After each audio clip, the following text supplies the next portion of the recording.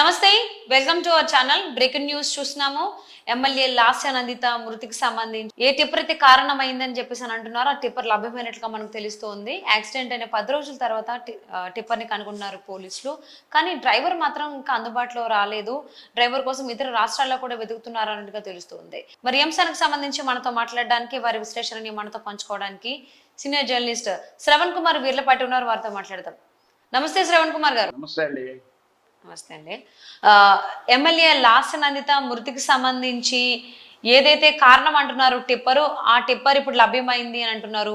10 రోజుల తర్వాత టిప్పర్ ని కనుగొన్నారు పోలీసులు అని చెప్తున్నారు. బట్ డ్రైవర్ అయితే ఇంకా అందుబాటులోకి రాలేదు అని అంటున్నారు. సో అంటే డ్రైవర్ ఎక్కడన్నా దాక్కున్నాడా అన్న సమాచారం ఏమైనా ఉందా? అసలు ఏంటంటారు ఈ అంశానికి సంబంధించి మీ దగ్గర ఉన్నటువంటి అప్డేట్స్ ఏంటి?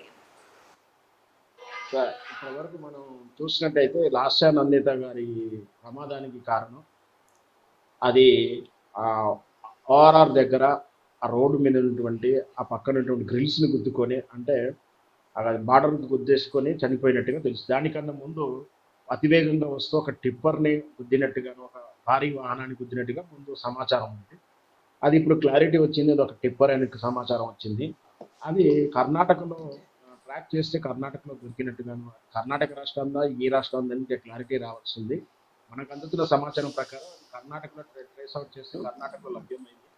అయితే ఆ డ్రైవర్ మాత్రం దొరకలే. కానీ అక్కడ ఆ ట్రిప్పర్ తాలూకు వ్యక్తులను అందిన సమాచారం ప్రకారం ఏంటంటే, ఇది టిప్పర్ వేగంగా వెళ్తాను అంటే టిప్పర్ తన దారిలో తను వెళ్తూనే ఉన్న వేగంగా వచ్చినటువంటి వెనక నుంచి వచ్చి అది గుద్దింది. మన లాస్య నందిత వారి కారే దానికి టచ్ చేసిన తర్వాత కంట్రోల్ కాని పరిస్థితుల్లో పోయి పక్కకు గ్రిల్స్ గుద్దేసి ప్రమాదానికి గురైనట్టుంది.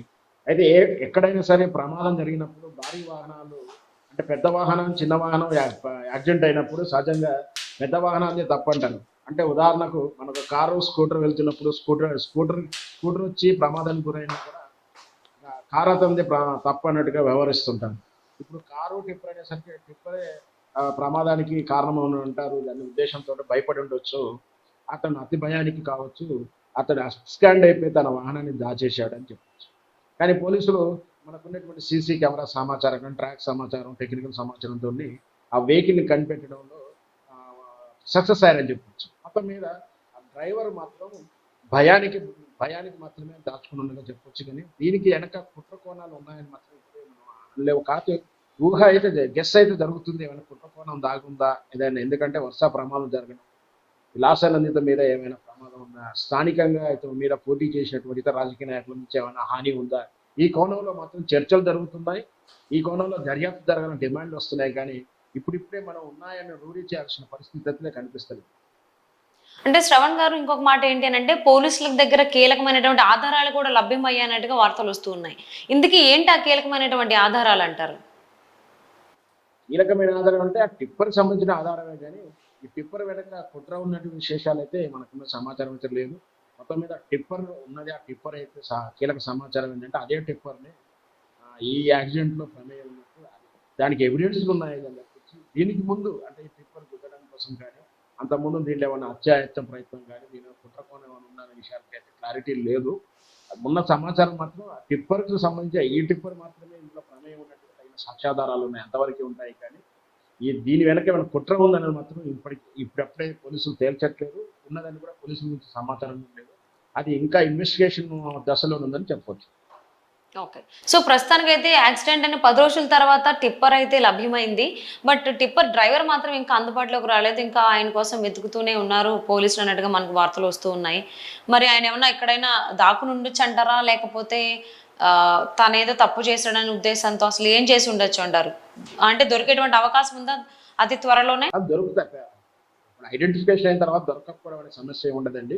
దొరుకుతారు. కాకపోతే ఏంటంటే ఇట్లాంటి యాక్సిడెంట్ సందర్భంలో ఏంటంటే ఎంతసేపటికి మనం హిడెన్లో దాచుకొని, హిడెన్లో ఉంటేనే బెటరు. మనమంతా మనం పోయి రాజీ పడడం కానీ, లేదా కేసులోకి ఇన్వాల్వ్ అవ్వడానికి ఇష్టపడరు ఎవరు కూడా. హిడెన్ డ్రైవ్ అంటే వాళ్ళు ఉద్దేశించి పారిపోవడానికి ఇష్టపడుతుంది. ఎలాంటి యాక్సిడెంట్ విషయంలో కూడా చాలా వరకు అలాగే జరుగుతుంది. తప్పని పరిస్థితుల్లో అయితేనే వచ్చి రాజీ పడడం కానీ, లేదా వాళ్ళ తప్పులు ఒప్పుకోవడానికి కానీ, తప్పు లేదని చెప్పడానికి కానీ ఇష్టపడతారు. అలా కాకుండా తనకు తానుగా మేము ఉన్నామని ప్రమేయంతో అని చెప్పి ఎవరు కూడా ఈ యాక్సిడెంట్ విషయంలో ముందుకు రారు. అందులో ఒక రాజకీయ నాయకుడు, ఎమ్మెల్యే అయినటువంటి పెద్ద కేసులో ఇన్వాల్వ్ అవడానికి ఇష్టపడరు. ఛార్జింగ్ మెంతరకు మేమెవరో తెలవకుండా ఉండడానికి దాచుకోవడానికి ప్రయత్నం చేసి ఉండొచ్చు. కానీ పోలీసులు టెక్నికల్ హెల్ప్ తోటి ఏదైతే ఈ యాక్సిడెంట్‌కి ప్రమేయం ఉన్నటువంటి ఆ టిప్పర్ వాహనాన్ని అయితే కనిపెట్టగలిగారు. దానికి ఆ వాహనం మాత్రమే ఇందులో ఉన్నట్టుగా దానికి సాక్ష్యాధారాలు ఉన్నాయని బహుశా ఈరోజు సాయంత్రం ప్రెస్ మీట్ ఉంది. దాని ద్వారా వెల్లడిస్తారేమో. లేదు ఇంకేమైనా కుట్ర కోణం ఉందా, దీనికి ముందు జరిగినటువంటి వ్యవహారాల్లోకి ఎవిడెన్స్ ఏంటి, సర్కమ్స్టెన్స్ ఏంటి కూడా అన్ని కూడా ఈరోజు బహుశా పోలీసు వాళ్ళు ప్రెస్ మీట్ పెట్టే అవకాశాలు తెలుస్తుంది. బహుశా ఈ సాయంత్రం ప్రెస్ మీట్లో పూర్తి సమాచారం మనకు అందుతుండవచ్చు. ఓకే. సో అలాగే లాసెనంత కార్ యాక్సిడెంట్‌కి సంబంధించి వెనకాల పెద్ద కుట్రకోణే ఉంది. ఎవరో దగ్గర వాళ్ళే చేశారు. ఇందులో చాలా మంది హస్తాలు ఉన్నాయన్నట్టుగా కూడా అప్పట్లో వార్తలొచ్చాయి. యాక్సిడెంట్ అయినటువంటి కొద్ది గంటల్లో కావచ్చు, కొద్ది రోజుల్లో కావచ్చు. సో దానికి ఇప్పుడు టిప్పర్ దొరకడం 10 రోజుల తర్వాత టిప్పర్‌కి సంబంధించిన డ్రైవర్ దొరకకపోవడం కూడా ఇదొక రకమైనటువంటి కుట్ర అని చెప్పేసి అనుకోవచ్చా? అంటే తప్పుదారి పట్టించేదానికి ఉన్నటువంటి అవకాశాలు ఉన్నాయని చెప్పి అనుకోవచ్చంటారా? మీరన్నే 2 ప్రశ్నలకు కూడా విడివిడిగానే సమాధానం చెప్పాలండి. ఎందుకంటే 2 ప్రమాదాలు లాస్య నందిత గారికి 3 ప్రమాదాలు ఈ మధ్య కాలంలోనే ఒకేసారి సీక్వెన్స్‌గా ఎదురయ్యాయి. అవును. అంటే లిఫ్ట్ అది అవును. యాక్సిడెంటల్‌గా అయిందని మనం అనుకోవచ్చు. లేదా ఎవరైనా చేశారని కూడా ఇప్పుడు మనం ఇన్వెస్టిగేషన్ చేయాల్సింది. ఎందుకంటే 3 అనుమానాలు వరుసగా జరిగినాయి. మూడో దాంట్లో ఆమె మరణించడం జరిగింది. ఇప్పుడు అనుమానాలైతే ముఖ్యంగా మనకు అతి ప్రేమగా ఉన్నవాళ్ళు, మన ఆత్మీయులు ఒక్కసారిగా చనిపోవడంతోటి వాళ్ళ మీద అతి ప్రేమతోటి అనుమానాలు సహజంగా పుడుతూ ఉంటాయి. అలాంటిదే కావచ్చా?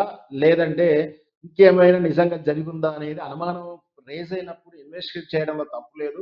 అయితే కంటోన్మెంట్ ప్రాంతంలో మాత్రం రకరకాలైనటువంటి అభిమానులకు గాని, ఓటర్లకు గాని అక్కడి వరకు రకరకాల అనుమానాలు కూడా వ్యక్తం చేస్తున్నారు. ఆమె మీద పోటీ చేసినటువంటి అభ్యర్థులు గాని, లేదా ఆమెకు పోటీ అభ్యర్థులు అవుతామనే బాధలతో ఉండి గాని కొందరేమైనా చేశారా? పలానా పార్టీ వాళ్ళదే ప్రధాన హస్తం అంటూ కూడా ఏదో రకరకాల రూమర్స్ అయితే నడుస్తున్నాయి కంటోన్మెంట్ ప్రాంతంలో. కాకపోతే అవి బేస్‌లెస్ గాని దానికి వీటి మీద అవే ఆధారంగా చేసుకొని మనం ఇన్వెస్టిగేట్ చేయాల్సిన అవసరం గాని లేదు. వాస్తవానికి పోలీసులకు ఆల్రెడీ ఫిర్యాదు చేసింది కాబట్టి, నందిత వారి సోదరి కంప్లెయింట్ చేసింది కాబట్టి, ఆ కోణంలో పోలీసులు ఇన్వెస్టిగేషన్ చేస్తున్నారు.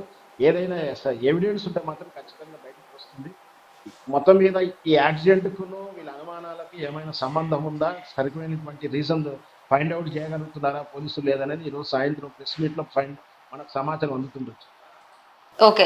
Thank you so much Shravan Kumar గారు. సో బ్రేకింగ్ న్యూస్ చూస్తున్నాము. ఎమ్మెల్యే లాసినందిత యాక్సిడెంట్‌కి సంబంధించి ఏదైతే టిప్పర్ కారణం అంటున్నారో 10 రోజుల తర్వాత పోలీసులు టిప్పర్‌ని కనుగొనడం జరిగింది. టిప్పర్ డ్రైవర్ అయితే ఇంకా దొరకలేదు. సో ఆయన ఏమన్నా దాక్కున్నాడా? లేకపోతే పోలీసులకు భయపడ్డాడా ఏంటా అని చెప్పేసని ఈరోజు సాయంత్రం గాని రేపట్లో మనకు తెలిసేటువంటి అవకాశాలున్నాయి.